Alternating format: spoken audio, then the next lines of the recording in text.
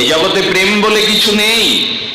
এই জগতে ভালোবাসা বলে যেটুকু দেখি ওটুকুলি ভ্রান্ত। প্রেম বা ভালোবাসা কোন মরণশীল জড় প্রকৃতির এই জগৎ সংসারের সাথে হয় না। তবে কি জগতে ভালোবাসা প্রেম নাই? আছে। সেই প্রেম এবং ভালোবাসার স্থান, পাত্র এগুলি মায়াবদ্ধ জীবের জানা নাই। মূঢ় অয়ং নাভি জানাতি, গীতায় ভগবান বলছেন এরা আমাকে জানে না, এরা মূঢ়। মূঢ় ব্যক্তি যারা, ভ্রান্ত যারা, তারা প্রেম সম্পর্কে জানে না। আমাদের জগতে যেটা আছে সেটা একটু কষ্ট পেলেও শব্দটা উচ্চারণ করতে হবে। আমাদের জগতে যেটা আছে কাম, আমাদের জগতে প্রেম নাই। আমাদের যে সম্বন্ধগুলো কামনার দ্বারা তৈরি, সেই সম্বন্ধগুলো পাতানো হয়েছে, তৈরি করা হয়েছে।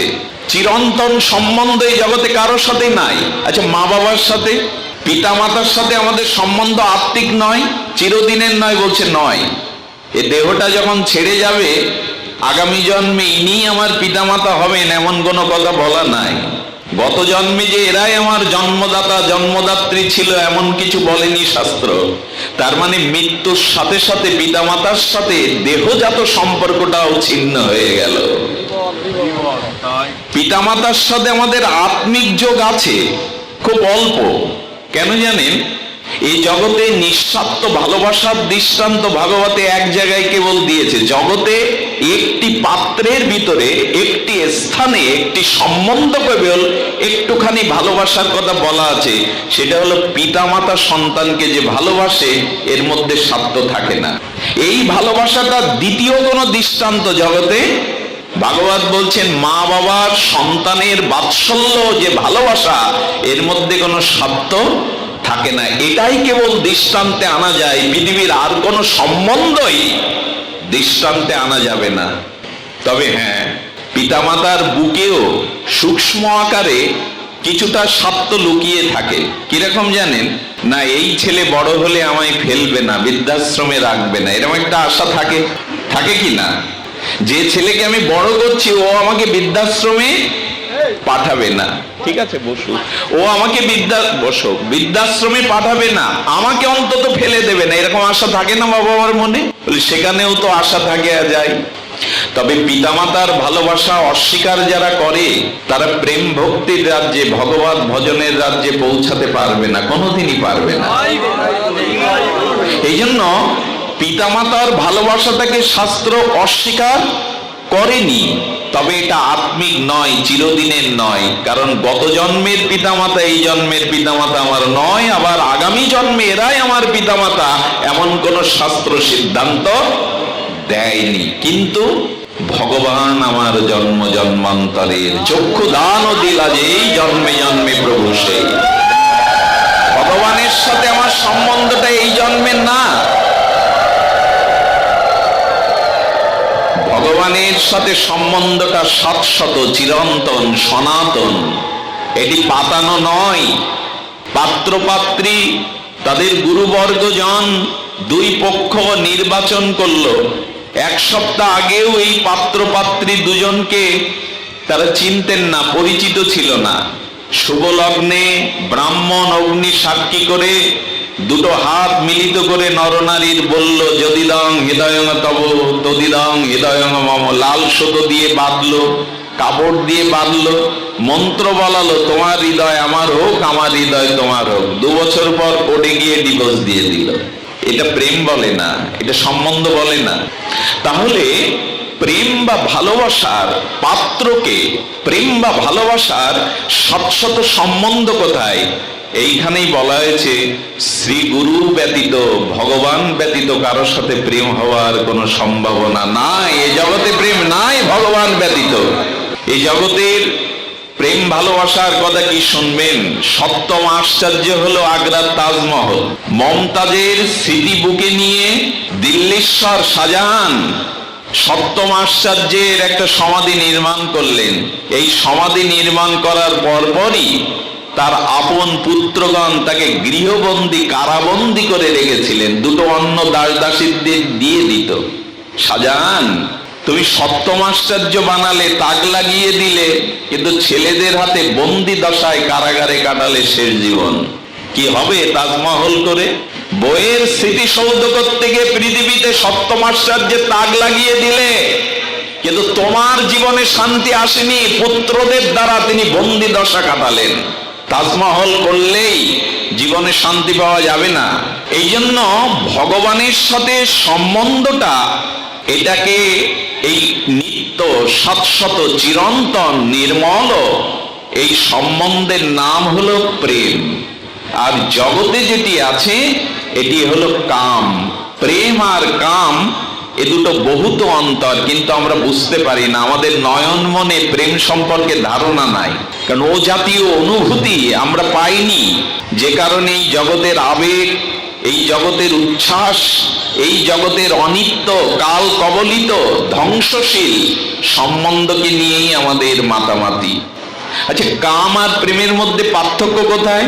এই পার্থক্যটা বললে কিছুটা আমরা অনুধাবন করতে পারবো। কাম প্রেম দোহাকার বিভিন্ন লক্ষণ কবিরাজ কৃষ্ণ গোস্বামী চৈতন্য চরিতামৃতে রমীয় অক্ষরে এমন করে কেউ বলে যায়নি জগতে। কয়েকটি পয়ের মধ্যে তিনি সমগ্র শাস্ত্রের কাম প্রেমের নির্যাস সিদ্ধান্ত স্থাপন করলেন। কাম প্রেম দোহাকার বিভিন্ন লক্ষণ, লোহ আর হেম জৈসে স্বরূপে বিলক্ষণ। আচ্ছা, লোহা আর সোনায় দুটো এক হবে? মূল্যায়ন করা যাবে এক করে?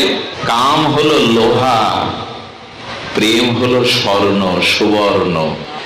আচ্ছা, লোহাটা মাটির অভ্যন্তরে রেখে দিলে শতাব্দী পরে লোহাটা ক্ষয়ে যেতে পারে, সোনাটা যাবে কি? যাবে কি? লোহাতে জং ধরে বিনষ্ট হতে পারে, সোনা শত বছর মাটির নিচে থাকলেও ধ্বংস বা মরিচা পড়বে না। লোহাটা হলো কাম, যেটা এই জগতে আছে, যেটা আমাদের সাথে সম্বন্ধ। আর সবর্ণ সোনা হলো প্রেম। এই হলো স্বরূপে বিলক্ষণ বলে নির্ণয় করছে। এমন একটা পয়ার দিয়েছেন এখানে, আত্মেন্দ্রিয় প্রীতিবাঞ্ছা তারে বলে কাম। কাম কাকে বলে? আত্মেন্দ্রিয় প্রীতিবাঞ্ছা তাকে বলে কাম। কৃষ্ণেন্দ্রিয় প্রীতিবাঞ্ছা ধরে প্রেম। আহা, এমন পয়ার আর কেউ লিখে যায়নি। কবিরাজ কৃষ্ণ গোস্বামী তার অনবদ্য অনুভূতির দ্বারা মহাপ্রভুর বিশেষ কৃপায় এই সরগোস্বামীর অন্যতম ত্যাগ ও বৈরাগ্যের মধ্যে রঘুনাথ দাস গোস্বামী লিখলেন, আত্মেন্দ্রিয় প্রীতিবাঞ্ছা তাকে বলে কাম, কৃষ্ণেন্দ্রিয় প্রীতিবাঞ্ছা ধরে প্রেম। শব্দটা এরকম দ্রুত বলে গেলে আমরা বুঝতে পারবো না। আত্মেন্দ্রিয় প্রীতি কাকে বলে? প্রতিটি জীবের মধ্যে তার সসুখ বাসনা আছে, আমি সুখী হব, আছে কি না? শুধু মানুষ না, প্রতিটি জীবের মধ্যে সসুখ বাসনা আছে। সসুখ মানে নিজের সুখের বাসনা। এই তো, প্রতিটি জীব তার নিজ সুখের বাসনা হৃদয়ে পোষণ করে। কি করে আমি সুখী হব? তো এই যে চোখের রূপ, কর্ণের শব্দ, জিহ্বার রস, ত্বক বা চামড়ার স্পর্শ, নাসিকার ঘ্রাণ, এইগুলি দিয়ে মানুষ কি করে? এই জগৎ প্রপঞ্চ থেকে তার আত্মেন্দ্রিয় যাতে প্রীতি হয়, তার ইন্দ্রগুলি যাতে সুখ পায়, ইন্দ্রগুলিতে যাতে ভোগ করে সে সুখ পায়, এই আত্মেন্দ্রিয় সসুখ প্রীতি বাসনার নাম হলো কাম। শব্দগুলো এত কঠিন, বোঝানো কঠিন, বোঝাতো কঠিন। আমিও বুঝিনি তো কি বোঝাবো আপনাদের। প্রতিটি জীবের কিরকম জানেন? সুখের বাসনা। প্রদীপটা জ্বলছে, প্রজ্বলিত দীপশিখায় প্রজ্বলিত অগ্নিটি জ্বলছে, দীপশিখার অগ্নি। অন্ধকারে যেসব কীট পতঙ্গ ছিল তারা আগুনকে দেখে মনে করলো এটা রূপ, আর ওই রূপে ঝাঁপ দিয়েই আমি সুখ পাবো। তো ভোগ করবার জন্য, আত্মসুখের জন্য পতঙ্গগুলো প্রদীপের শিখাতে রূপের আগুনে ঝাঁপ দিল। ওদের জানা ছিল না ওই রূপের আগুনে ঝাঁপ দিলে পুড়ে মরতে হবে, ছ্যাঁকা খেতে হবে, পুড়ে ওখানে মরে পড়তে থাকে। তো প্রতিটি জীব ওই কীট পতঙ্গ প্রজ্বলিত অগ্নিশিখাতে সুখ পাবে বলে যেমন ঝাঁপ দেয়, আমাদের এই ইন্দ্রগুলো ওইরকম নিজ সুখের জন্য লালায়িত হয়ে ছুটছে। এক জন্ম না, কোটি কোটি জন্ম, অনাদিকাল ছুটছে ভোগ করবার জন্য। আমাদের ভোগ বাসনা কম না, আমাদের আধ্যাত্ম বিজ্ঞানীরা বলছেন আকাশের নক্ষত্রের সংখ্যা কত, এটা জীববিজ্ঞানীরা আবিষ্কার করবে, বলে দেবে আপনাকে। পৃথিবীতে ধূলির সংখ্যা কত, ধূলিকণা, এটাও গবেষণা দ্বারা একদিন বেরোবে। কিন্তু মানুষের মনে নিজ সুখের বাসনার সংখ্যা কত, এটা বোধ করি কখনো বিজ্ঞানীরা নির্ণয় করতে পারবে না। 80 বছরের বৃদ্ধ মারা যাচ্ছে, তার পরপারে যাওয়ার শশ উঠেছে, কি বলে মরল জানেন? বলে মরল, খোকা আমার সব থাকলো, তোরা দেখে রাখিস, আমারটাও ছাড়তে পারলো না। 80 বছরের বৃদ্ধ, এই তো দশা আমাদের। খোকা আমার সব থাকলো, দেখে রাখিস, 80 বছরের মৃত্যু পথযাত্রী মনুষ্য, তুমি আমার শব্দটা এখনো ছেড়ে দিতে পারলে না। এই তো আমাদের দশা। অনন্তকাল অনাদিকাল ধরে এই জন্ম মৃত্যু চক্রে ভাসছি আর সুখের বাসনায়। তাহলে আত্মেন্দ্রিয় প্রীতি বাঞ্ছা তারে বলে কাম। বোঝা গেল কি না? বোঝা গেল না? সহজ কথা হলো, নিজের সুখের জন্য যে চেষ্টা, নিজের সুখের জন্য যে চেষ্টা, তাকে বলে কাম। তো আমরা করিটা কি সারা জীবন? আমরা যা করি, আমরা দেবদেবীর কাছে যা চাই তা ভালোই জানি। অষ্টমীর দিনে, দুর্গা পূজায়, শারদীয় দুর্গা উৎসবে বা বাসন্তী পূজায় অষ্টমীতে একটা অঞ্জলির প্রথা আছে। ওইখানে ব্রাহ্মণ ঠাকুর দুলে দুলে মন্ত্র পড়ায়। কি মন্ত্র? ধনং দেহি যশং দেহি, হ্যাঁ, পুত্রং দেহি যশজয়ী। আরে বাবা, ধন দাও, পুত্র দাও, সুন্দরী রমণী দাও, বিত্ত বৈভব মান সম্মান দাও, শত্রু জয় করো। এর একটাও চাওয়া কি তার সুখের জন্য, মায়ের সুখের জন্য, না নিজের সুখের জন্য? এইগুলো সব কামের মন্ত্র। ধন দাও, পুত্র দাও, সুস্বাস্থ্য দাও, 100 বছর আয়ু দাও, সম্মান দাও, এগুলো সব কামের উপাসনা। এর দ্বারা জীবের মঙ্গল হয় না, বরঞ্চ এগুলি পেলে তার জীবন ধ্বংস হয়ে যেতে পারে, পতন হয়ে যেতে পারে। আচ্ছা, প্রেমের মন্ত্রটা কি? কামের মন্ত্র তো দাও দাও, ধন দাও, পুত্র দাও, যশ দাও, সুন্দরী দাও। প্রেমের মন্ত্রটা শিখিয়েছেন প্রেমের অধিদেবতা রাধা কৃষ্ণ মিলিত তনু প্রেমাবতার প্রেমতত্ত্ব পরসীমা শ্রীকৃষ্ণ চৈতন্য ভগবান শিখিয়েছেন প্রেমের মন্ত্র। ওই ধন, পুত্র, যশ, সুন্দরী রমণী, মান সম্মান দাও, এটা কামের মন্ত্র। প্রেমের মন্ত্র কি? ন ধনং ন জনং সুন্দরীং কবিতাং বা জগদীশ কাময়ে মম জন্মন জন্মনীশ্বরী অহৈতুকী ভক্তি তৈ। কণ্ঠটা নাই, কি করে বা উচ্চারণ করি? সকালে 3.5 ঘন্টা নগর কীর্তন, দুপুরে পাঠ পরিক্রমা করে 5 ঘন্টার পথ চলে আসা, কণ্ঠটা শুনছেই না। এরকম কণ্ঠে এরকম শ্লোক উচ্চারণ করাটা শ্লোকের কিছুটা মানকে ক্ষুণ্ণ করা। মহাপ্রভু খুব আদর করে, খুব খুব খুব আদর করে স্নেহ বৎসল হৃদয়ে বলেছেন, প্রেমের মন্ত্র হলো আমি ধন চাই না, ন ধনং, আমি সুন্দরী রমণী চাই না, আমি কবিত্ব প্রতিভা চাই না, ন ধনং ন জনম সুন্দরীং কবিতাং বা জগদীশ কামায়ে। হে জন্মন জন্মনীশ্বর, হে প্রিয় পরম, হে সুন্দর, তোমার প্রতি আমার জন্ম জন্মান্তরে যেন অহৈতুকী প্রেম থাকে, অহৈতুকী ভালোবাসা থাকে, আমি কিছু চাই না। তাহলে কামের মন্ত্র কি মা? ধনং দেহি, পুত্রং দেহি, যশং দেহি। আর প্রেমের মন্ত্র কি? ধন চাই না, মান চাই না, সুন্দরী রমণী চাই না, তোমার সাথে জন্ম জন্মান্তরের যেন অহেতুক ভালোবাসা থাকে। অহেতুক মানে কোনো হেতু যেন না থাকে। এই প্রেম হয় জগতে? প্রেম কারো সাথেই হয় না, এক শ্রী গুরুর চরণের সাথে আর ভগবানের সাথে ব্যতীত, রাধারানীর সাথে ব্যতীত প্রেম এই জগতের দ্বিতীয় বস্তুর সাথে হয় না। কারণ সেটা ধ্বংস যা হয় তাকে প্রেম বলে না, বিনষ্ট যা হয়, ধ্বংস যা হয়, সেটি প্রেম নাই। সমস্ত ধ্বংসের কারণ সত্য থাকতেও যা ধ্বংসশীল নয় তাকে বলে প্রেম। কত বড় পয়ার! আত্মেন্দ্রিয় প্রীতিবাঞ্ছা তারে বলে কাম। প্রেম, তাহলে প্রেম কি? কৃষ্ণেন্দ্রিয় প্রীতিবাঞ্ছা ধরে প্রেম। নিজের সুখের চেষ্টা যেদিন বিন্দু মাত্র থাকবে না।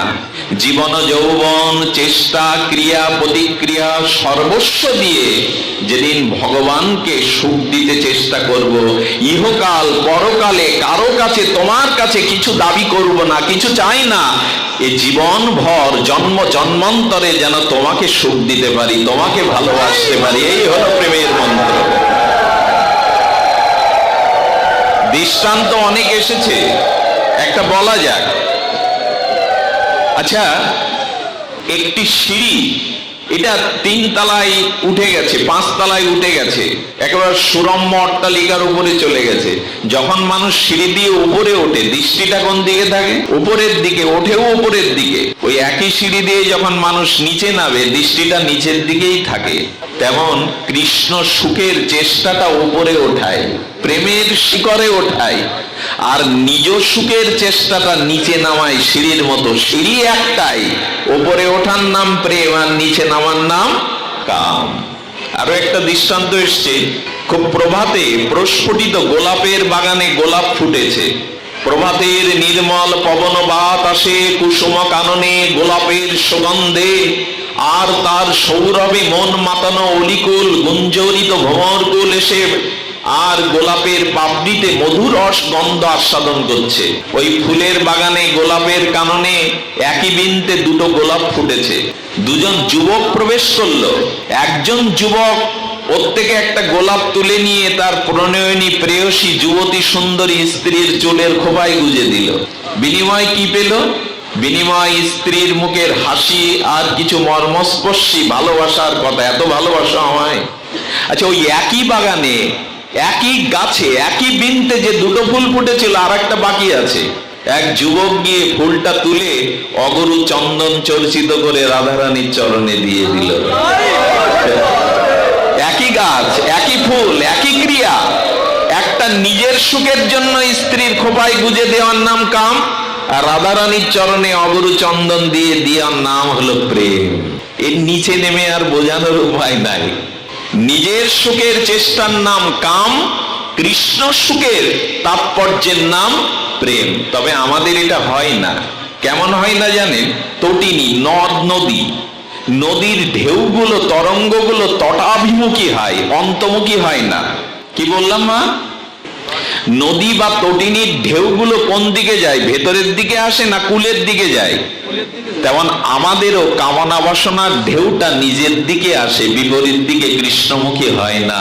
প্রায়শ ভোগ বাসনাগুলো আমাদের সুখের জন্য কাছে আসে। দাদা ওকে নিয়ে বসুন, বসুন শান্তিদা, ও কষ্ট পাচ্ছে, ওকে নিয়ে বসুন।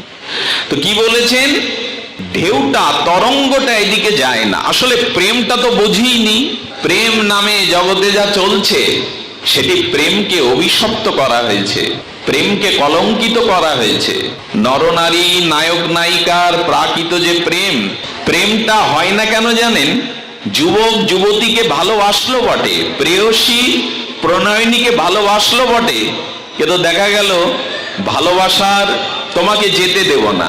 আচ্ছা, বাসর রাতে কোন প্রণয়নী সুন্দরী যুবতী স্ত্রী তার স্বামীকে বলছেন, মরণ যদি ওপার থেকে ডাক দেয়, আবেগের কথা, সিনেমার কথা, নাটকের কথা, ওপার থেকে যদি মরণ ডাক দেয়, আমি তোমায় যেতে দেব না, আমি আঁচলে করে চিরদিন তোমায় বেঁধে রাখবো, আমি তোমার আগে যাব, তোমায় যেতে দেব না। আচ্ছা, যেদিন কালের নিয়মে, মহাকালের নিয়মে ওই পতি মারা গেল 2 বছর পর, তখন কি বলে? রাখতে পারলাম না, আমি আমার কাছে আর তাকে। এই গান আগে গেয়েছিলে কেন? আমি তোমায় রেখে দেব, মরণ ওপার থেকে, কি যেন একটা ডুয়েট আছে কিশোর আর লতার, ওপারের ডাক যদি আসে শেষ খেয়া হয় পাড়ি দিতে, আছে না একটা গান? অনুরাগের ছোঁয়া সম্ভবত ছবিটা। এইসব গান তো অনেক হয়, কিন্তু এগুলো গান মাত্র। আর এইগুলো যারা লেখে তাদের পরিণাম কি হয় জানেন? পুলক বন্দ্যোপাধ্যায়ের কথা জানেন? বিখ্যাত গীতিকার পশ্চিম বাংলার গৌরী প্রসন্ন এবং পুলক বন্দ্যোপাধ্যায়, এদের মতো গীতিকার এখনো ভারতে জন্মায়নি, বাংলায় বিশেষ করে। সেই পুলক বন্দ্যোপাধ্যায় মান্নাদিকে নিয়ে গাওয়াল, আমার একটু জায়গা দাও মা, মন্দিরে বসি, কত মার স্তুতি করলো। শেষে আত্মগ্লানিতে গঙ্গায় আত্মহত্যা করে মারা গেল পুলক বন্দ্যোপাধ্যায়। জানেন এটি? এত লিখে কি করলে তুমি? যার গান লিখতে হতো তার গান লেখনি তুমি। এই জগতে প্রকৃত কবি তারাই যারা ঈশ্বরের গুণগান গেয়ে যায়, জগতের গুণগান নয়। এরা হলো নারদ, এরা বাল্মীকি, এরা ব্যাসদেব, এরাই হলো আদি কবি, যারা এই জগতের প্রাকৃত। আচ্ছা, আমাদের বাংলাদেশের একজন অন্যতম সাহিত্যিক, নাম বলবো না, বাংলাদেশের নরনারী তাকে নিয়ে পাগল, আর বই মেলায় বা আমাদের বই থাকে না তার, সে শেষ বেলায় এসে তার কন্যার মতো একটা মেয়েকে বিয়ে করে বিতর্ক সৃষ্টি করে ক্যান্সারে আক্রান্ত হয়ে মারা গেল। এত লিখে কি করলে তুমি? এত লিখে কি করলে তুমি? কাউকে রাখতে পারলে না, কন্যার মতো একটা মেয়েকে বিয়ে করে তাকেও রাখতে পারলে না, ক্যান্সারে মরে গেলে। তারাই, গোস্বামী বলছেন, তারা আমার বুকে একটা শেল, যারা কলম পেয়েও মেধা পেয়েও গোবিন্দের গুণকীর্তন না করে জগতের গুণকীর্তন করে গেল। এই জন্য এই জগতের গুণকীর্তন করাটা, এটি জগতের কাব্যিক কাব্য রসের, এটা দরকার, এতে আবেগ আছে মানুষের, কিন্তু এই আবেগ দিয়ে তো শেষ ঠিকানা পাওয়া যাবে না, এই আবেগ দিয়ে তো জীবনের আলোর পথ পাওয়া যাবে না। এই জন্য ব্যাস, বশিষ্ঠ, নারদ, শুকদেব, ভারতীয় ঋষিদের এইটি পড়ুন, মহাভারত পড়ুন, রামায়ণ পড়ুন, জানুন ওখানে সুসাহিত্য কাকে বলে, বলে কাকে কাব্য। রামায়ণের ন্যায় মহাকাব্য পৃথিবীতে দ্বিতীয় সৃষ্টি হয়নি, হবেও না। মহাভারতের মতো কাব্য এই জগতে দ্বিতীয় সৃষ্টি হবে না। পাকিস্তান পর্যন্ত, ইন্দোনেশিয়া পর্যন্ত তাদের পাঠ্যপুস্তকে রামায়ণ মহাভারত চালু করার সিদ্ধান্ত নিচ্ছে। পোড়া কপাল, যেখানে মহাভারত তৈরি হলো সেখানের মানুষ এটা পাঠ করে না। এই জন্য আমরা জগৎ নিয়ে বেঁচে আছি, গান, কবিতা, উপন্যাস নিয়ে মেতে আছি, আর এখন তো জালে মেতে আছি। নেট কোথায়? ভারতীয় সাহিত্য কোথায়? বৈদিক সাহিত্য কোথায়? রামায়ণ মহাভারত কোথায়? এর মধ্যে দেখুন, এখানে যুবকরা কেউ নাই। যুবকরা এখন ব্রিজের উপরে, নদীর ধারে, বদ্ধ ঘরের মধ্যে। আমার কি মনে হয় জানেন, নেট মানে কি? বাংলায়, ইংরেজিতে নেট, আমি আবার ইংরেজি ভালো জানি না। নেট শব্দের অর্থ হলো জাল। মাছগুলিকে কারেন্ট জালে যখন ধরা হয় ওরা ছটফট করে। আমার মনে হয় ওদের একটা অভিশাপ লেগে গেছে আমাদের মানব জাতির উপরে। ওদের ধরে ধরে নেটে আটকে যখন আমরা মারি, ওদেরও তো প্রাণ আছে, অনুভূতি আছে। ওরা একদিন বলল, হে মানুষ, আগামী দিনে অভিশাপ দিয়ে যাচ্ছি, তোমরাও নেটে আটকে আমাদের মতো ছটফট করবে, বেরোতে পারবে না। অবস্থাটা হয়েছে তাই। শতকরা 40% যুবক যুবতী মানসিক রোগগ্রস্ত। কারা সমাজ গড়বে? কারা সুসন্তানের জন্ম দেবে? কারা সনাতনকে রক্ষা করবে? কারা জাতিকে রক্ষা করবে? কারা হিন্দু নারীকে রক্ষা করবে? এদের কাছে এরা জালে আটকে মানসিক বিকারগ্রস্ত। এরা রামায়ণ মহাভারত আদর্শ এদের জীবনে নাই। 9 বছর থেকে, স্বাধীনতার 2 বছর পর জন্ম আমার, 9 বছর থেকে গলা ফাটিয়ে কথাগুলো বললাম, কাজে আসেনি। পাথরের বুকে ঢেলা ছড়ার মতো ভেঙে গেছে। এই সমাজকে আমরা জাগাতে পারিনি। তাদের হাতে রামায়ণ মহাভারত বৈদিক সাহিত্য তুলে দিতে পারিনি। এ ব্যর্থতা আমাদের। আপনার ঘরের ছেলে রাত 2টো পর্যন্ত ডেকে কি করে আপনারা লক্ষ্য করবেন। এটা মন্দির তো না। এইখানে 3 দিন আগে যে বিগ্রহ দর্শন করতে এসেছিল তার কাছে শুনবেন তো, রাধারানীর গায়ে কি পোশাক পরা ছিল, নীল না লাল না বেগুনি, ওর মনে নেই। কিন্তু 5 বছর আগে যে কুদৃশ্যটা দেখেছিল কোথাও, ওইটা ওর মনে আছে। আছে কি না? কারণ কি? কারণ অসতের সাথে আমাদের সংযোগ, প্রবৃত্তি ভোগের সাথে আমাদের দেহ মন যুক্ত জন্ম জন্মান্তরের। এই জন্য ওগুলি পেয়ে এই সমাজকে বাঁচানো যাবে না। আগামী 1 দশকে, 10 বছরে সমাজের নৈতিকতা ভেঙে পড়েছে, আরো ভেঙে পড়বে কেবলমাত্র ওই যন্ত্র দানবের অত্যাচারে। এই জন্য দয়া করে আত্মেন্দ্রিয় প্রীতিবাঞ্ছা তারে বলে কাম, কৃষ্ণেন্দ্রিয় প্রীতিবাঞ্ছা ধরে প্রেম নাম। আর কি বলেছেন? কামের তাৎপর্য কেবল, নিজ সম্ভোগ কেবল। কামের তাৎপর্যটা কি? কামের উদ্দেশ্যটা কি? আহা, কি শব্দ গো! কামের তাৎপর্য নিজ সম্ভোগ কেবল। মনে হয় কথাগুলো বাঁধিয়ে রাখি বুকে। কবিরাজ কৃষ্ণ গোস্বামীর কি অমৃত অক্ষর! কামের তাৎপর্যটা কি? আচ্ছা, আমি যে এখানে এসছি, আমার তাৎপর্যটা কি? আসার হরি কথা সাধু সঙ্গত, এই তো তাৎপর্য থাকতে হবে, তো লক্ষ্য থাকতে হবে। তো কামের তাৎপর্য হলো নিজ সম্ভোগ, নিজের ভোগ, এই তো নিজের ভোগ হলো কামের তাৎপর্য। কৃষ্ণ সুখ তাৎপর্য হয় প্রেম তো প্রবল, বারবার ওই ঘুরিয়ে নিয়ে হচ্ছে। প্রেম আর কাম কেমন? পুত সলিলা গঙ্গার জলটা পাত্রকে তুলে পচা ড্রেনের জলের মধ্যে দিয়ে দিন। গঙ্গা জলটা পাত্রে করে তুলে ড্রেনের জলে দেওয়ার নাম কাম, আর ড্রেনের দূষিত জলটা পুত পবিত্র গঙ্গায় ফেলে দেওয়ার নাম হলো প্রেম। আচ্ছা মা, গঙ্গার জল পুত পবিত্র, সদ্য পাতকন আসেনি, গঙ্গার জল যদি ড্রেনের দূষিত জলের মধ্যে ঢেলে দেন, গঙ্গার জলের মাহাত্ম থাকলো? আচ্ছা, ড্রেনের দূষিত জলটা যদি ড্রেনের মধ্যে গিয়ে গঙ্গায় গিয়ে পড়ে, তখন ওকে ড্রেনের জল কেউ বলবে? তো যেদিন জীবনের নিজেও কামনা বাসনা ভোগের এই পথটা ঘুরে যাবে, ভগবানের সুখের জন্য যাবে, তাকে বলে প্রেম। আর প্রেম শব্দটা এখানে গৌড়ীয় বৈষ্ণবরা আছেন অনেকেই, তারা বিদগ্ধ জন। আমার ছেলে মানুষই কথাগুলো তাদের হৃদয়ে আঘাত করছে। প্রেমের ব্যাখ্যা এরকম না। প্রেমের ব্যাখ্যা ছিল গুরু মহারাজজি জগতে জানিয়েছেন, লাদিনী সারকে বলে প্রেম। এবার মূল কথায় আসি। অনেক ভূমিকা এলো, অনেক কথা এলো, মনে কিছু নেবেন না।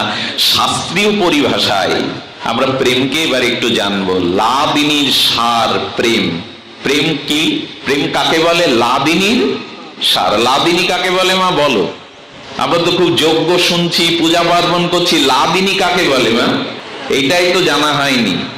ভগবান অনন্ত, অনন্ত নিখিল কালের মহানায়ক, অনন্ত বিশ্বেশ্বর, ঈশ্বর ঈশ্বর সর্বেশ্বর, অনাদির আদি, সর্বকারণের কারণ, অখণ্ড পরতত্ত্ব। এতে চাংশ কলাপুংস কৃষ্ণস্ত ভগবান স্বয়ং। স্বয়ং ভগবান 10টা না 5টা না? তাহলে ভগবান যে অনেকগুলো, নারায়ণ বিষ্ণু এরা কারা? রাম নৃসিংহ এরা কারা? কবিরাজ কৃষ্ণ গোস্বামী উত্তর দিয়েছেন, ভগবান 10টা 5টা না, ভগবান একজনই। আচ্ছা, তাহলে এরা কারা? সেখানে বলা হচ্ছে, এক দ্বীপ হইতে সহস্র দ্বীপের জ্বলন, ততপাই প্রথম দ্বীপ করিয়ে গণন। আচ্ছা, একটা প্রদীপ জ্বলছে, অন্য প্রদীপ জ্বালাতে গেলে প্রথম তো একটা প্রদীপ জ্বালানো লাগবে। তো প্রথম প্রদীপের দীপশিখা থেকে আর 99টা প্রদীপ জ্বালানো হলো কি না? একটা প্রজ্বলিত প্রদীপের শিখা থেকে 99 প্রদীপটা জ্বালালেন। মূল্যায়ন কাকে করতে হবে আগে? প্রথম প্রদীপটার তো মূল্যায়ন করতে হবে। আর 99, আচ্ছা 99টা প্রদীপের আগুন বা আলো আর প্রথম প্রদীপের আলোর মধ্যে কোনো পার্থক্য আছে? মহিমায়, তত্ত্বে একই তো আগুন, একই তো তার রূপ। পার্থক্য একটাই, তুমি প্রথম না থাকলে আর 99টা প্রজ্বলন করা। এই প্রথম প্রদীপটা হলো অখণ্ড পরতত্ত্ব ভগবান শ্রীকৃষ্ণ। ভগবান কৃষ্ণই হলো এতে চাংশ কলাপুংস কৃষ্ণস্ত ভগবান স্বয়ং। এ কারো মন গড়া কথা না, এটা সম্প্রদায়ের কথা না। আর সব অংশ, আর সব কলা, রাম বামন নৃসিংহ মৎস্য কুর্ম, এরা অংশ, অংশাসী অংশ। একমাত্র পূর্ণ ব্রহ্ম সনাতন অখিল রসরাজ রসিকেন্দ্র মৌলি ভগবান শ্রীকৃষ্ণ। ওনার থেকেই সব। উনি কি বলেছেন? অহং প্রভাব সর্বস্ব, আমার থেকেই সবার প্রভাব। তাহলে সেই ভগবান শ্রীকৃষ্ণ তিনি অনন্ত শক্তির আধার। সেই অনন্ত শক্তির মধ্যে 3টি শক্তি প্রধান। মন দিয়ে শুনছেন তো? কষ্ট হচ্ছে তবু শুনুন। অনেক মানুষ দাঁড়িয়ে রাস্তায়, আমার মনে হচ্ছে তাদেরকে আমি এখানে বসাই, আমি ওখানে গিয়ে দেখি অনুভূতিটা কেমন। তবু উপায় নাই, একটু কষ্ট হলেও শুনুন। এরকম পরিবেশ পাওয়াটা দুরূহ। এত মানুষ গরমের মধ্যে, তবু আপনাদের কর্ণ উৎকর্ণ হয়ে আছে, আপনাদের তৃষ্ণা হরিকথার শব্দের দিকে। তবে এটি মঙ্গল আছে, ভাগবত কথা কান দিয়ে প্রবেশ করলেই হলো। বুঝুন আর না বুঝুন, কি বলেছেন? বুঝে আর না বুঝে কেহ, শুনিতে শুনিতে সেহ, কি অদ্ভুত চৈতন্য চরিত।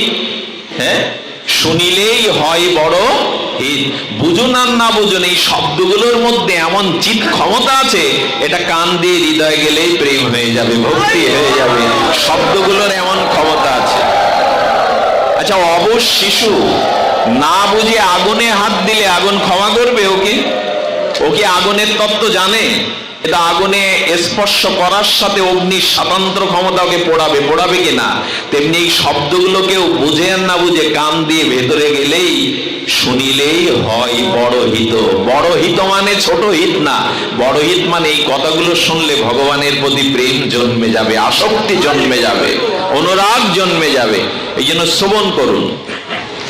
সেই ভগবান শ্রীকৃষ্ণের অনন্ত শক্তির মধ্যে তিনটি শক্তি প্রধান। কয়টা? তিনটি। আমাদের একটু মনে রাখতে হবে। একটি হলো সম্বিত, একটি সন্ধিনী, একটি হলো লাদিনী। কি কি বললাম মা? সম্বিত, সন্ধিনী, লাদিনী। লাদিনী যাকে বলে, এই তিনটি শক্তি অনন্ত শক্তির মধ্যে প্রধান। এখন এই শক্তিগুলোর কাজ কি? সন্ধিনীর দ্বারা তিনি কি করেন? পিতা মাতা, বসন ভূষণ, ধাম এগুলি সৃষ্টি করেন। আর সম্বিত হলো সাম্যক জ্ঞান। কি করে বোঝায়? সম্বিত হলো সাম্যক জ্ঞান, যে জ্ঞান ভগবানকে জানিয়ে দেয়, অনুভূতি করিয়ে দেয়, তাকে বলে সম্বিত। আচ্ছা, জগতে ছোট বড় জ্ঞান, পদার্থ বিজ্ঞানী কেউ, তাই না? কেউ ইঞ্জিনিয়ার, কেউ পদার্থ বিজ্ঞানী, কেউ রাষ্ট্রবিজ্ঞানী, অভিজ্ঞতা তো কম না। কিন্তু শাস্ত্র কি বলছেন? ভগবানকে জানাই জ্ঞান, আর সবগুলি ঠাকুর রামকৃষ্ণের বাক্যে একরকম অজ্ঞান।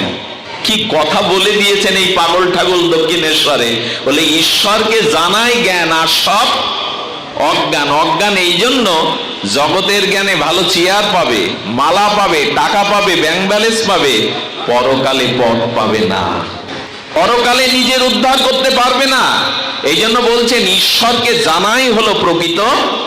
অনেকে এই পৃথিবীর 100 ভাষা মুখস্থ করতে পারে, তিনি নোবেল পেতে পারেন ভাষাবিদ হিসাবে, গ্রন্থকার হিসাবে, কিন্তু ভগবানকে যে জানলো না, ভগবত তত্ত্ব যে জানলো না, সেই শিক্ষার মুখে আমাদের গৌড়ীয় বৈষ্ণব ছাই দিয়েছেন। হরি না জানিয়া লাখো জানো যদি, সে জানার মুখে ছাই। আরে বাবা, হরি না জানিয়া লাখ জানো যদি, সে জানার মুখে ছাই। আর মহাজন কি বলেছেন? কি শব্দ গো! বলেছেন চারিবেদ সরদর্শন পড়িয়াছে যেই জন, সে যদি গৌরাঙ্গ নাহি ভজে। চারিবেদ সরদর্শন, ব্যাকরণ, ভূগোল, ইতিহাস, কাব্য, অলংকার তুমি সব ঠোঁটস্থ করেছো, তুমি পণ্ডিত, কিন্তু যদি গৌর ভজন না করো, রাধারানীর ভজন না করো, কি বললেন? চারিবেদ সরদর্শন পড়িয়াছে যেজন, সে যদি গৌরাঙ্গ নাহি ভজে। বিধাতার অধ্যয়ন লোচন বিহীন জন, অন্ধের দর্পণ কিবা কাজে। আচ্ছা, খুব সুন্দরী, অষ্টাদশী সুন্দরী, অপরূপ যুবতী, কিন্তু সে জন্মন্ধ, তার সামনে আয়না রেখে লাভ কি? খুব সুন্দরী যুবতী, কিন্তু সে জন্মন্ধ, তার সামনে দর্পণ দেখিয়ে কোনো লাভ আছে? আছে বাবা? অন্ধ যুবতীর সামনে আয়না রেখে তাকে কি বোঝাবেন, কি দেখাবেন? সে তো জন্মন্ধ। বলেন চারিবেদ সরদর্শন, জগতের সব ভাষা জানলেও যদি ঈশ্বরকে না জানো, সে ভাষার মুখে, সে তত্ত্বের মুখে ছাই দিয়েছেন গৌড়ীয় বৈষ্ণব। দৃষ্টান্তে বলেছে অন্ধের দর্পণ কিবা কাজে। অন্ধ দর্পণ দেখে কি করবে? সে হাতড়াবে নাকি নিজেকে? যে গৌর ভজন করলো না, তার সব জানা বৃথা। ভাষা জানা, ইতিহাস জানা, সব জানাই তার বৃথা। এই জন্য পপ সঙ্গীত শিল্পী মাইকেল জ্যাকসনের আগে পৃথিবীর অন্যতম পৃথিবী কাঁপানো পপ সঙ্গীত শিল্পী ছিলেন জর্জ হ্যারিসন। ইনি বাংলাদেশের স্বাধীনতা যুদ্ধে কনসেপ্ট করে রবিশঙ্করের দ্বারা কিছু অর্থ এই দেশের মানুষের সেবায় লাগিয়েছিলেন, এই জন্য তিনি প্রণাম্য। অত বড় আমেরিকায় বাড়ি গাড়ি থাকতে শেষে ইসকনে সদস্য হয়ে রাজপথে তিলকমালা নিয়ে খালি পায়ে তপ্ত রোদ্দুরে হরে কৃষ্ণ গাইতে গাইতে মরে গেলেন জর্জ হ্যারিসন। ওরা গেরুয়া পরে, তিলক পরে নাইট ক্লাবে যেসব মেয়েরা নাচতো, আমেরিকার মেয়েরা, পাশ্চাত্যের মেয়েরা, তারা এখন মায়াপুরে নবদ্বীপে রাধা কুণ্ডে লাল পেড়ে সাদা খোলের শাড়ি পরে আর তারা গৌরীয় বেশ ধরে রাধা রানীর চরণ চিন্তা ভগবানের নাম আরতি করছে। এই জন্য যদি ভগবানকে না জানেন তবে লাখ জেনেও লাভ নাই, লাভ নাই। আমরা তো দেখলাম, জগতেও দেখছি। এই জন্য বলছেন ঈশ্বরকে জানাই জ্ঞান। তো সম্বিত হলো ঈশ্বরকে জানা, সম্বিত না, হ্যাঁ সম্বিত ঈশ্বরকে জানা। আর লাদিনীটা কি? ওই লাদিনীটাই প্রেম। লাদিনী সারকে বলা হয়। আচ্ছা, রস আনলেন, উনানে দিলেন পাত্রে করে, জাল দিতে শুরু করলেন, রসটা গাঢ় হয়ে কি হয়? দানা পড়ে। দানাটা গাঢ় হলে কি হয়? গুড় হয়। গুড়টা আরো জাল দিলে চিনি হয়ে যায়, চিনিটা আরো বেশি করে জাল দিলে মিশ্রি হয়ে যায়, মিশ্রিটা আরো একটু জাল দিলে সীতা মিশ্রি বা দুলালের তাল মিশ্রি হয়। ওইটাই তো পরিণতি। আচ্ছা, দুধ থেকে অম্লযোগে ঘোল করলেন, দধি করলেন, মন্থন করে মাখন তুললেন, অগ্নিতে তাপ দিলেন, ঘি হলো, কড়া পাকের ঘি হলো। ঘির পরে তো দুধের আর কোনো পরিণাম নেই, আছে কি? তেমন লাদিনী শক্তিটা তাহলে কি? আহারে, কি করে বোঝায়? সম্বিত সন্দিনী, সন্দিনীর দ্বারা গোবিন্দ যে ধামে আসবেন বৃন্দাবনে, যে বাঁশিটা নেবেন, বসন ভূষণ নেবেন, পিতামাতা, এগুলো সন্দিনীর শক্তির দ্বারাই তৈরি। আর সম্বিত হলো ভগবত জ্ঞান। লাদিনী কথা বলতে এখানে এসেছি।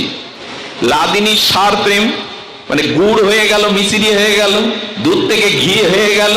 তো কৃষ্ণের মধ্যে লাদিনী শক্তিটা হলো সহজ কথায় যে শক্তি পূর্ণানন্দময়, ভগবানকেও আনন্দ দেয়, তার নাম লাদিনী। আবার বলি মা, কথাটা মনে রেখে যাও।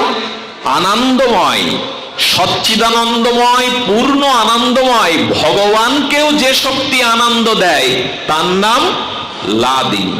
আর বলা লাগবে না, আপনারা সব ভজনানন্দী, আপনারা শিক্ষিত শ্রোতা, বিদগ্ধ শ্রোতা, আপনাদের দুইবার বলা লাগবে না।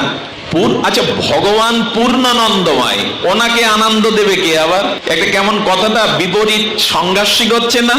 বেদ কি বলেছেন দেখুন, বেদ পূর্ণব্রহ্ম ভগবানকে কি বলেছেন? ওম পূর্ণমদং পূর্ণমিদং পূর্ণাৎ পূর্ণমুদচ্যতে পূর্ণস্য পূর্ণমাদায় পূর্ণমেবাবশিষ্যতে। সব পূর্ণ, পূর্ণমদং পূর্ণমিদং পূর্ণাৎ পূর্ণমুদচ্যতে, সব পূর্ণ। তা পূর্ণ যে, তাকে আবার অপূর্ণ যে না, তাকে কে আনন্দ দেবে? এবার তো খুব জায়গায় চলে এসছি আমরা। প্রেম বুঝতে গেলে এই জায়গাটা দিয়ে বুঝতে হবে। লাদিনী সারকে বলে প্রেম। তা লাদিনী মানে পূর্ণ আনন্দময় ভগবানকেও যিনি আনন্দ দেন, তার নাম হলো লাদিনী। আচ্ছা, লাদিনীটা জলের মতো, জলের কোনো আকার নেই, কিন্তু শীতলীকরণে জলটা যখন বরফ হয়ে যায় তখন একটা আকার নেয় কিনা, একটা রং দেখা যায় কিনা। তো গোবিন্দের অন্তরে যে আনন্দদায়িনী শক্তিটা অমূর্ত, কোনো মূর্তিতে নাই, তাকে বলে লাদিনী। আর ওই লাদিনী শক্তিটা জল যেমন শীতল যোগে বরফ হয়ে গেল, একটা আকার হয়ে গেল। আচ্ছা, জল ছুঁড়ে মারলে আনন্দ হয় তো, গরমের দিনে জল কেলি বলে। কেউ যদি কারো গায়ে জল ছুঁড়ে মারে, বাচ্চারা, এটা জল কেলি বলে না? হ্যাঁ, কেউ দিতে পারে, প্রেমিক প্রেমিকা জল ছুটছে, একে বলে জল কেলি। আচ্ছা, জলটা বরফের দলা যখন হয়ে গেল, বরফ ছেলে মারলে জল কেলি খেলা হবে তো, নাক কান তো ফেটে যাবে। একই জিনিস যখন জমলো তখন খেলা হবে না, হবে কি? তখন তো নাক কান ফাটবে। তো গোবিন্দের ভিতরে যে লাদিনী, যে শক্তির পরিচয় আপনাদের কি করে দেই? শক্তি ক্রিয়াশীলা। দার্শনিকরা বলছেন শক্তিকে দেখানো বা বোঝানো। আবার বলি, শক্তি কখন? আচ্ছা, এই যে বিদ্যুতের তারটা এর মধ্যে এসে শব্দ যন্ত্রটা অনেক দূর পৌঁছে দিচ্ছে, আমি এটা ধরলে ওই বিদ্যুতের তারের মধ্যে যে অদৃশ্য শক্তিটা, ওটা দেখতে পাওয়া যাবে? তার চিনলে, ওটা ছুলে স্পর্শ করলে বোঝা যাবে? ক্রিয়ার দ্বারা শব্দটা পৌঁছাচ্ছে, আলোটা জ্বলছে, ক্রিয়ার দ্বারা শক্তি অভিব্যক্তি হয়। শক্তিকে কখনো বোঝানো, কথাগুলো এত দার্শনিক কথা। শক্তি ক্রিয়াশীলা, ক্রিয়া ছাড়া শক্তির অভিব্যক্তি হয় না, ক্রিয়াতেই বোঝা যায়। তো ক্রিয়াশীলা শক্তি যখন গোবিন্দের অন্তরে কোনো ক্রিয়া করছে না, অমূর্ত অবস্থায় সুখ দিচ্ছে জলের মতো, তখন তার নাম লাদিনী। আর ওই ভেতরের শক্তিটা চিন্তা করছে, আমি যদি তার সামনে গিয়ে কোনো মূর্তি হয়ে আমি যদি সামনে গিয়ে কোনো আকার ধারণ করে তাকে আরো একটু বেশি আনন্দ দিতে পারতাম, এই চিন্তাটা ভেতরে লাদিনী শক্তির এলো। আহা, কি মধুর কথা! ওই যে জলটা বরফ হতে চাইছে, ভেতরের যে লাদিনী শক্তিটা, ওই শক্তিটা মনে করছে আমি অদৃশ্য না থেকে নিরাকার না থেকে বাইরে যদি কোনো রূপ নিতাম, সেই রূপ নিয়ে যদি আমার পরম আনন্দকে আরো একটু আনন্দ দিতে পারতাম, তো সেই লাদিনী শক্তিটা বাইরে প্রকাশ হয়ে যখন একটা মূর্তি নিয়ে নিল, সেই মূর্তিটাই হলো লাদিনী অধীশ্বরী, প্রেমের অধীশ্বরী শ্রীমতী রাধা রানী। জয় রাধে। তার মানে জলটা বরফ হয়ে গেল, ভেতরের লাদিনী শক্তিটা বাইরে রাধা রূপ নিয়ে নিল। খবরদার, একটা সাবধান বাণী শোনাই, যেসব পদাবলী আপনাদের দিকে নাম সংকীর্তন আর পদাবলী খুব হয়, এদিকে খুব চল, একটা সাবধান বাণী শোনাই, সনাতন ধর্মের 80% মানুষ রাধা কৃষ্ণ সম্পর্কে যথার্থ শাস্ত্রীয় ধারণা, তত্ত্ব ধারণা রাখে না। এই জন্য আমাদের ছেলেরা, আমাদের মেয়েরা রাধা কৃষ্ণ বলতেই তারা জগতের সাধারণ একটু অসাধারণ যুবক যুবতীর ভালোবাসা সম্পর্ককে এরা গালি দেয়। রাধা কৃষ্ণে দোষ নাই, এটা শেখালো কারা জানেন? যেসব কীর্তনিয়ারা তত্ত্বজ্ঞ না, যেসব কীর্তনিয়ারা গলার সুর আছে আর একটু মুখস্থ করা বিদ্যা দ্বারা টাকা রোজগার করতে আসছে, তারা স্টেজে উঠে বস্ত্রহরণ আর নৌকবিলাস এইসব লীলাগুলো যেভাবে পরিবেশন করে, তাতে সাধারণ মানুষের মনে রাধা কৃষ্ণের অপ্রাকৃত চিন্ময় ভাবনা না এসে জগতের প্রাকৃত যুবক যুবতীর ভাবনাতে এনে দিয়েছে। সনাতন ধর্মকে 7-8 না 70 হাত পিছিয়ে দিয়েছে এরা। এই যে সিরিয়ালের রাধা কৃষ্ণ, এই যে পদাবলী আলারা রাধা কৃষ্ণ রাধা সাজে, রাস করে, এগুলো কেউ দেখবেন না, সর্বনাশ হয়ে যাবে আপনার। স্টেজে যারা সেজে গুজে রাধা সাজে, কৃষ্ণ সাজে এবং রাস দেখায়, এটা যারা দেখবে তাদের সর্বনাশ অসম্ভবই। কি হবে জানেন? আমাদের চিত্ত তো হরিনাম নেই, আমাদের চিত্ত তো মার্জিত না, শুদ্ধ না। ওই লীলা দেখে দেখে মনে করলাম আমিও যদি দোল খেতে পারতাম ওকে নিয়ে, তখন কি হবে বোঝা গেল? খুব ভেঙে বলছি না, ওই লীলা দেখতে দেখতে যদি আপনার লীলা মনে আসে, অভিশাপে ভুগবেন আপনি, নরকে পচে মরতে হবে আপনাকে। রাধা কৃষ্ণের এই অপ্রাকৃত তত্ত্ব ভগবান শিব জানতে পারেনি, ব্রহ্মা জানতে পারেনি, এমনকি কৃষ্ণ পর্যন্ত রাধা তত্ত্ব পার পায়নি। ভগবান কৃষ্ণ ভগবান পর্যন্ত এই তত্ত্বের পার পায়নি। তা না হলে আগে রাধা লিখবে কেন? আগে কৃষ্ণ লেখাই উচিত ছিল। তুমি ভগবান, কৃষ্ণ রাধা কে বলে? কেউ বলে কি? আপনারা বলবেন কি কৃষ্ণ রাধা? কি বলবেন? রাধা কৃষ্ণ আগে রাখতেই হবে। সতী ভক্তগণ, তাহলে ভেতরের লাদিনী শক্তিটা বাইরে যখন একটা মূর্তি নিল, আচ্ছা এই যে দুর্গা প্রতিমা বা যে কোনো প্রতিমা করা হয়, এগুলো একেবারে কি মাটি ফুঁড়ে ওঠে না আকাশ থেকে পড়ে? প্রথমে খড় আনা হয়, কাঠামো তৈরি করা হয়, নদীর মৃত্তিকা আনা হয়, প্রলেপ দেওয়া হয়, এরপরে কি করা হয়? বারবার প্রলেপ দিয়ে রং তুলি দেওয়া হয়, চক্ষু কর্ণ রঙের তুলি দিয়ে ভাস্কর একেবারে প্রতিমা তৈরি করে, ব্রাহ্মণ এসে প্রাণ প্রতিষ্ঠা করে, তাতেই তো বোঝা হয়। তো তার মানে এই জিনিসগুলো বহু জায়গা থেকে জোগাড় করে একটা রূপ দেয়া হলো, এই তো। তো গোবিন্দের ভিতরে লাদিনী আনন্দদায়িনী শক্তিটা বাইরে যখন একটা মূর্তি নিয়ে নিল, একটা রূপ নিয়ে নিল, তার নাম রাধা। আর এই রাধাই হলো লাদিনী শক্তি, এই রাধাই হলো প্রেম। রাধা ছাড়া প্রেম কারো কাছে, এমনকি কৃষ্ণের শক্তি লাদিনী, কিন্তু প্রেমটা কৃষ্ণ দিতে পারবে না আপনাকে। কি আমার গাল্লম শিহরণ হচ্ছে! কৃষ্ণ আপনাকে কোনোদিন প্রেম দিতে, অথচ প্রেমটা তার। আচ্ছা, যার জিনিস সে দেবে না, অন্য দেবে কি করে? এও বা তো কথা। জিনিস আমার, অন্যজন দেবে বলে আমার জিনিস হলেও ওটা আমার কাছে স্বাতন্ত্রতা নাই। আচ্ছা, আপনি বাড়িতে যজ্ঞ করবেন, কার্তিক দা যজ্ঞ করবে, তো উনি কি করলেন, উনি সব কেনাকাটা করে যজ্ঞের একটা ভান্ডারীকে চাবি দিয়ে দিলেন। দেয় কিনা, দায়িত্বশীল লোকরে বলে এই জিনিসপত্রের দায়িত্ব তুমি ভান্ডারী, তোমাকে ভান্ডারী করে দিলাম। আচ্ছা, কিনলেন উনি, ওনারই জিনিস, ওনারই যজ্ঞ, ওনার 2 কেজি চাল নিতে গেলে, 2 কেজি আলু নিতে গেলে কার ডাকতে হবে, কার খোঁজ করতে হবে, ভান্ডারীর খুঁজতে হবে। চাবি দিয়ে আমাকে দাও তো, কেন তোমার জিনিস। তো কৃষ্ণ বলছেন, আমার যে আনন্দ, আমার যে প্রেম শক্তিটা, সেটা রাধারানীকেই আমি দিয়ে সর্বস্ব প্রদীপ হয়েছি, রাধারানীকেই দিয়ে দিয়েছি। এই জন্য কেউ যদি প্রেম চাও, আনন্দ চাও, তাহলে কোথা থেকে নিতে হবে? এই দেখুন আবার 2টো লাইন, লাদিনী দ্বারাই করেন আনন্দ আস্বাদন, লাদিনী দ্বারাই করেন ভক্তের পোষণ। কৃষ্ণ যে আনন্দটা পায়, পূর্ণানন্দময় আনন্দ ঘন ভগবান যে আনন্দ পায়, ওটাও রাধিনী রাধার কাছ থেকে পায়। আর ভক্তগণ ভজন করে যে আনন্দ পায়, সেটাও কৃষ্ণ রাধারানীর চরণ থেকে চেয়ে এনে আমাদের দেয়। লাদিনী দ্বারাই গোবিন্দ আনন্দ আস্বাদন করেন, আবার লাদিনী দ্বারাই ভক্তেরও আনন্দ দেন, সবটুকু রাধারানী। তাহলে প্রেমের মূর্তিকে রাধা। প্রেমের মূর্তি কাকে বলবো? প্রেমের পূর্ণিমা কাকে বলবো? একটু জোরে বলতে হবে, জয় রাধে।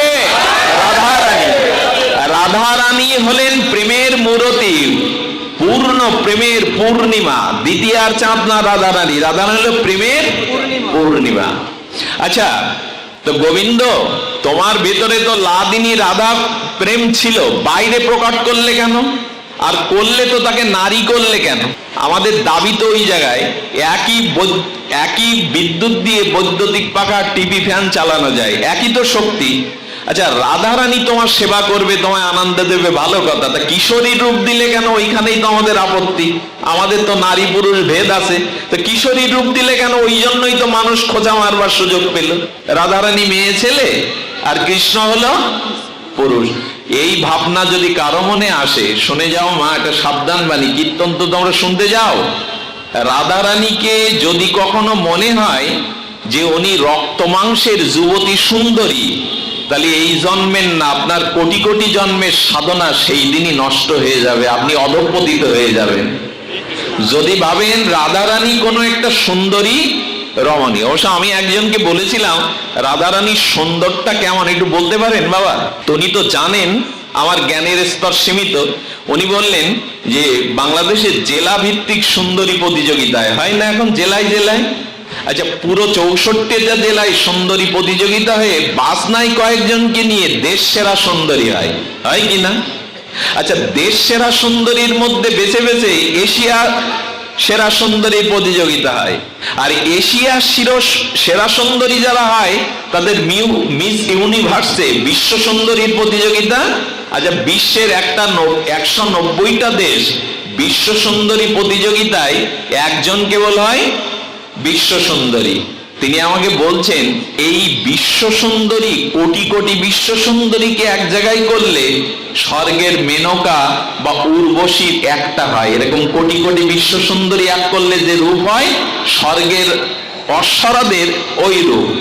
আর স্বর্গের অশ্বরাদের যে রূপ, ওইরকম কোটি কোটি রূপ একত্রিত করলে এক লক্ষ্মী দেবীর রূপ হয়, লক্ষ্মী দেবীর। আর লক্ষ্মী দেবীর কোটি কোটি যে রূপ, সেই রূপ একত্রিত করলে এক গোপীর রূপ হয়। আর কোটি কোটি গোপীর রূপ একত্রিত করলে এক রাধা রানীর রূপমাধুর্য হয়। তবে এই রূপ রক্ত মাংসের না, এই রূপ হলো চিন্ময়। রাধারানীর দেহটা গড়া প্রেম দিয়ে। রাধারানীর দেহটা কি দিয়ে গড়া? রক্ত মাংস আমাদের মতো না।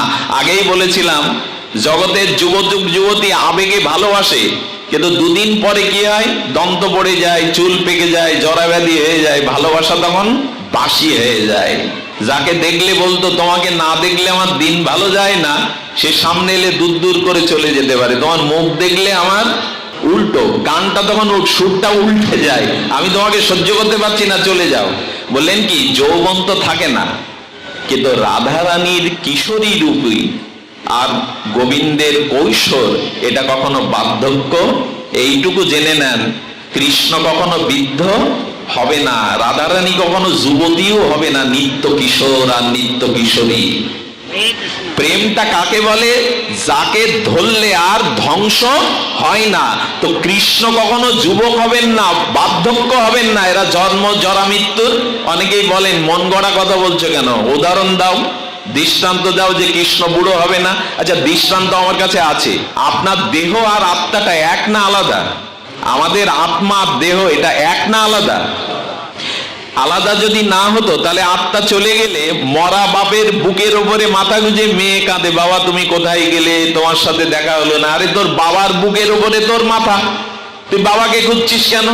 বলে আত্মাটা চলে গেলে আর কোনো সম্বন্ধ সম্পর্ক দেহ এগুলিতে আনন্দ দিতে পারে না। কি মর্মান্তিক কথা দেখুন, সুন্দরী যুবতী মারা গেল, 1 বছর বিয়ে হয়েছে, মারা যাওয়ার পর স্বামীকে বলা হচ্ছে বৃষ্টি হচ্ছে, ওকে এই রাত্রে শ্মশানে নেব না।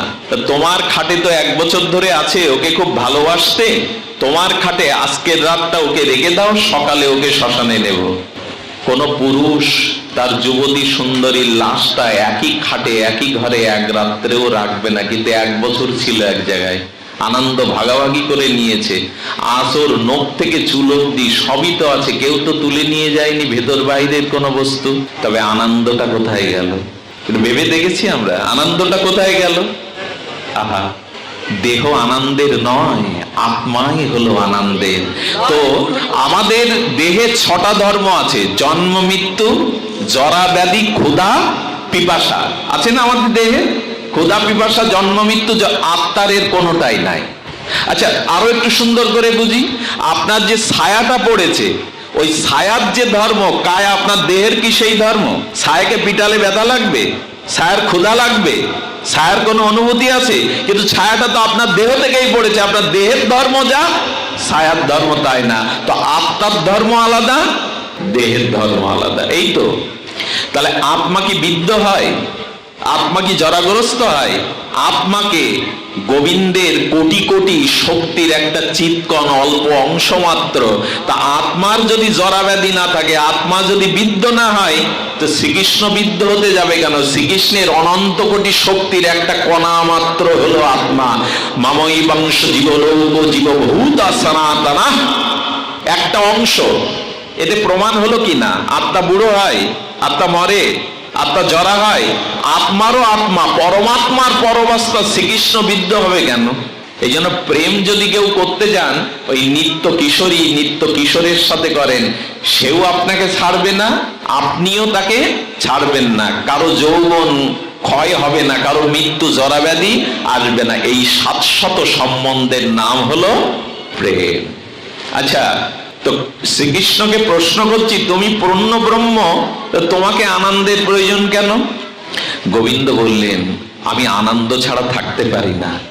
এখন যে আনন্দ ভোগ করে, সে দেখবেন আনন্দটা নিত্য নূতন রূপে ভোগ করতে চায়। চাই না আমার? আচ্ছা, প্রতি দেবতারা রান্না করে দেয়, এই বাজার করে দেয়, এসে কি বলে, আজ একটু অন্যরকম করে রাঁধতো, বলে কি না? আমার একই বস্তু 7টা অন্য করে রাঁধতে বলে। তবে যারা নিরামিষ খান তাদের এই কথাটা আমি শুনতে দেখেছি। এটা হালকা কথা বলি, বাইরের কথা, এরকম বলবেন না। নিরামিষ খেতে কি বলে? সোয়াবিন, সোয়াবিন আনে না, এনে বলে কি একটু গরম মশলা আদা দিয়ে দিয়ে যাতে ওই রকম স্বাদ লাগে। নিরামিষ খাওয়া লোক যদি এইসব বলে, এটা খুব অপমানকর কথা। তোমার লোক যায়নি তো ছেড়েছো কেন তুমি? বলে একটু ওই রকম করে রাঁধো তো আদা টাদা দিয়ে। লোকটা তো ভেতরে যায়নি, গন্ধটা ভেতর থেকে যায়নি, এখন এরকম বলাও ঠিক না। তো এই জন্য শাস্ত্র বলছে যে, গোবিন্দ বলছেন, গোবিন্দ আনন্দটা করছেন কি নিত্য নূতন রূপে চাইছে। আচ্ছা, পশ্চিম দিগন্তে যখন সূর্য অস্ত যায়, তাকিয়ে দেখেছেন? মোহমোহ রং বদলায়, বিচিত্র রঙের সমাহার, মোহমোহ রং বদলায়। গোবিন্দ বলছেন কি, আমি আনন্দময়, আনন্দ ছাড়া আমি থাকতে পারি না। তবে আমার আনন্দটা হবে নিত্য নূতন নবায়ন। এইটা একমাত্র দিতে পারে রাধারানী, আর কেহ না।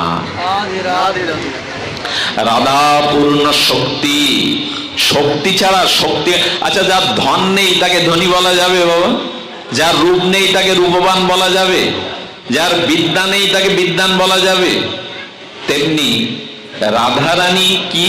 রাধারানী হলো শক্তি, আর কৃষ্ণ হলো শক্তিমান। শক্তি ছাড়া শক্তিমানের কোনো ক্রিয়া হয় না। এই জন্য রাধারানী চিন্তা করলেন, বুকের ভেতরে থেকে তাকে কি আনন্দ দেব, আমি বাইরে একটা রূপ নিয়ে প্রাণময়কে আনন্দময়কে একটু সেবা দিয়ে আনন্দ দেব। তাই রাধারানী কোনো মারপেট দিয়ে আসেনি, রক্ত মাংসে দিয়ে আসেনি।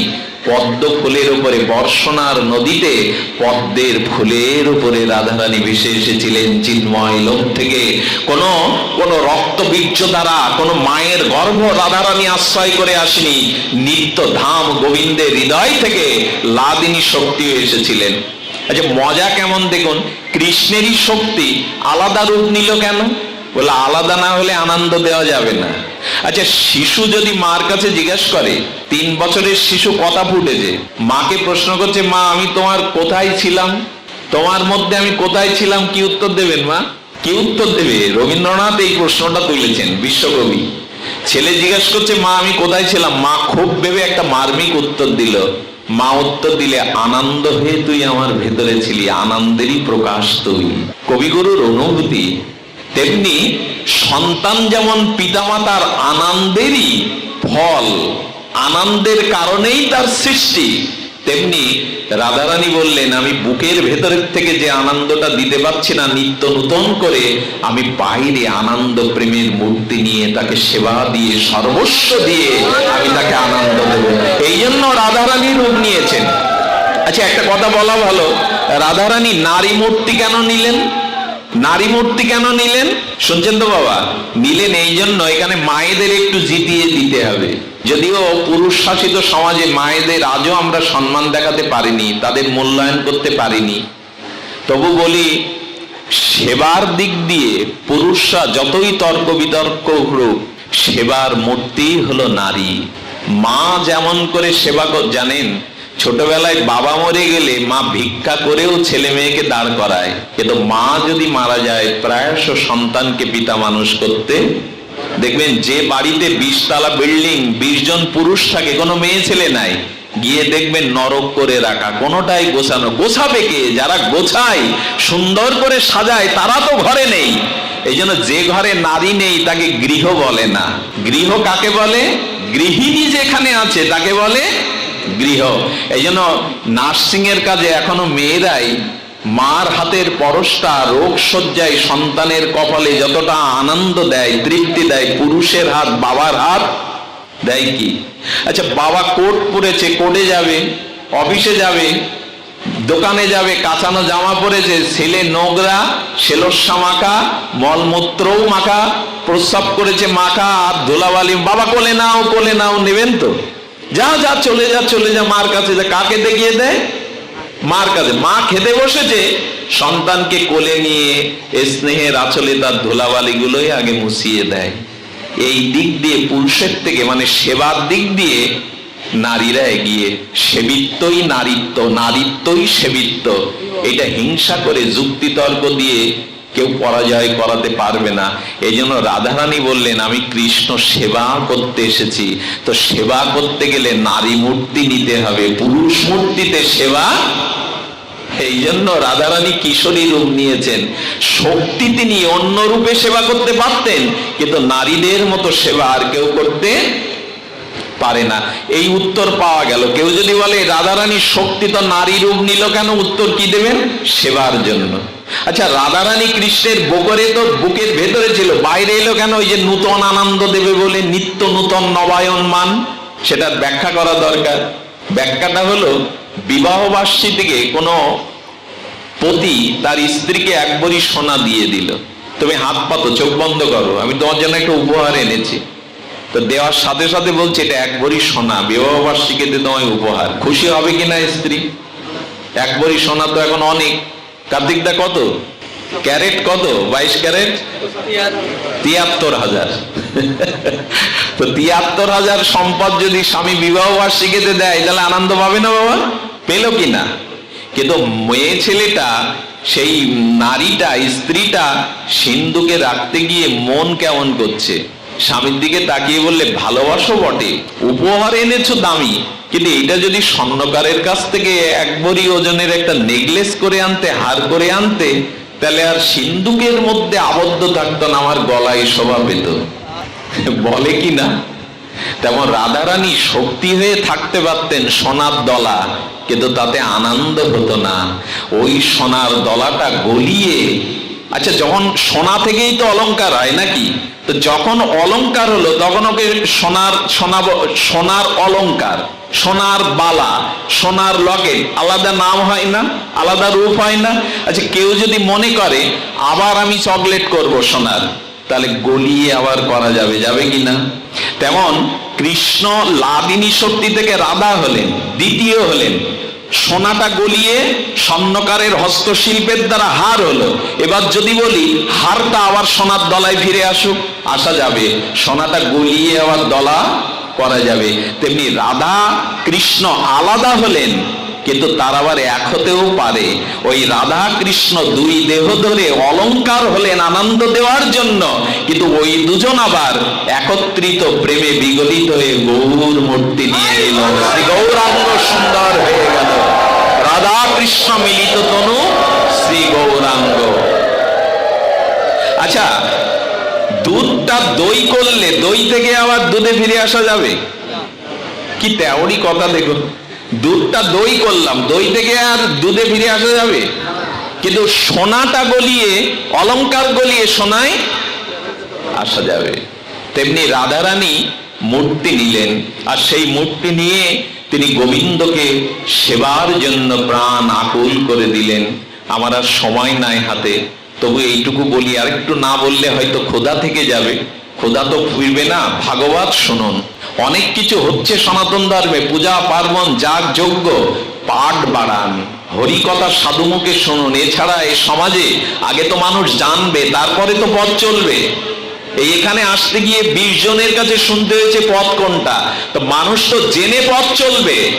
তো এখন পূজা পার্বণ গুলো শুধু হয় হই হুল্লোড়, 11টার পরে নাম যজ্ঞের আসরে আর ভক্ত পাওয়া যাবে না, কমিটির লোক। আমরা যারা যে এখানে বসে নাম করে আপনাদের কাঁদাচ্ছে, ঘরে গিয়ে দেখুন তার ঘরে হরিনাম হয় না, ঘরে গিয়ে দেখুন তার ঘরে হরিনাম সকাল সন্ধ্যা। তো মহাপ্রভু হুঁশিয়ার করে দিয়েছেন, আপনি আচরণ না করলে লোককে শেখাতে যেও না, পুড়ে মরতে হবে তোমায়। হচ্ছেও তাই, এত নাম যজ্ঞ, এত কীর্তন, এত পূজা পার্বণ, ধর্মের উন্নতি কই? আর সনাতন ধর্ম লোহা দিয়ে লোহা কাটে। এক হিন্দুর সর্বনাশের পেছনে অহিন্দু যতটা না দায়ী, একজন হিন্দু তার থেকে বেশি দায়ী। এদের মতো স্বজাতি বিদ্বেষী জাতি এ জগতে আর নাই। হিন্দুর থেকে লিখে নিন, কারো যদি তর্ক করার ইচ্ছা থাকে উঠে দাঁড়ান, আমি তর্ক করতেও রাজি। একটা হিন্দুর সর্বনাশের পেছনে একটা অহিন্দু যতটা না দায়ী, একটা হিন্দু তার থেকে বেশি দায়ী। এরা স্বজাতির মঙ্গল, স্বজাতির কল্যাণ কোনোদিনই দেখতে পারেনি। মহাভারতের যুদ্ধ কি বাইরে থেকে এসে বাঁধিয়েছিল? কে মহাভারতের যুদ্ধ বাঁধালো? তো ভাই ভাই হিন্দুরাই। লঙ্কার রাবণ আর রাম দুইজনই তো হিন্দু। আচ্ছা মজার কথা দেখুন, রাম রাবণের যুদ্ধ পরে, ভগবানের যুদ্ধ আগে। পরশুরাম আর রাম ধনুক যুদ্ধ হলো, ধনুক তুলতে গিয়ে। তার মানে এখন সতের সাথে সতের বেশি লড়াই, অসৎ সুযোগ পেয়ে যাচ্ছে। সতের কোনো সংগঠন নেই, অসতের। সৎ এখন সংগঠিত না, অসৎ। আচ্ছা যারা মদ খায়, একা খায়, গাড়ির টাকা ব্যয় করে 2-4 জনকে নিয়ে খায়, আর বলে ধরা পড়লে একসাথে ধরবো, গালি শুনলে একসাথে শুনবো। 4 জন সাধুকে এক জায়গায় করুন, এক জায়গায় বসবে না, বসলেও বাইরে বসবে, ভেতরে পুড়ে যাবে। 4 মতের 4 সাধুকে এক জায়গায় করুন, এক জায়গায় বসবে না। আচ্ছা গাঁজাখোর, মদখোর, তাসখোর 4-5 জন এক জায়গায়, ধরা পড়লে একসাথে জেলে যায়, গালি কলঙ্ক একসাথে নেয়। এদের সংগঠন আছে। কিন্তু সাধু কি করে জানেন? পূজাটা শুধু আমার হোক, সম্মানটা শুধু আমার হোক। 2 সাধুকে ডেকেছেন এক রাজা, খুব বিদগ্ধ রাজা।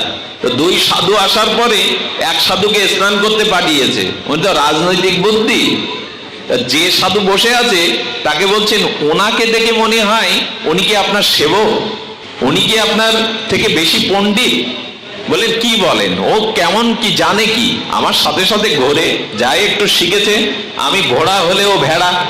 আচ্ছা এবার ওকে চ্যান করতে পাঠিয়ে একে জিজ্ঞাসা করছে, আচ্ছা, উনি কি আপনার থেকে বড় পণ্ডিত? বলে আপনি জানেন না, শোনেন না, কিসের বড় পণ্ডিত? ও তো আমার কাছে শিখছে। আমি যদি ঘোড়া ওর ভেড়া। রাজা তো রাজনৈতিক বুদ্ধি, বলছেন খেতে আসুন, আপনারা প্রসাদ পেতে আসুন। প্রসাদের টেবিলে দিয়েছে ভুসি আর ঘাস কুটো। তো বলেন এরকম অপমান আমাদের দুইজন পণ্ডিত আমরা ডেকে অপমান করছেন। বলে আপনাদের পরিচয় তো আপনারাই দিলেন, আমি তো পরিচয় দেইনি আপনাদের। একজন ঘোড়া বললেন আর একজন ভেড়া। তো ঘোড়া ভেড়ার খাদ্য তাই দিয়েছি আপনাদের সামনে। আমি আপনাদের একটা সতর্কবাণী শোনাই, এই সতের দ্বন্দ্ব যদি না মেটান, নিজে বড় করতে গিয়ে সম্মান শুধু আমার, পূজা শুধু আমার, আর কারো না, এই যদি আসে তাহলে আগামী দিনে সনাতন ধর্মের সতেরদের ওই ঘোড়া ভেড়ার মতো ভুসি জুটবে, খড়কুটো জুটবে, অন্য কিছু জুটবে না। অসতের, আচ্ছা আপনার ভেতরে যদি কোনো কাম জাগে তাহলে দেখবেন ও একা থাকে না। কাম বাধা হলে ক্রোধ আসে, ওই দেখুন 2-3 জন আসছে। আর কামনা পূর্ণ হলে লোভ আসে। কামনা যত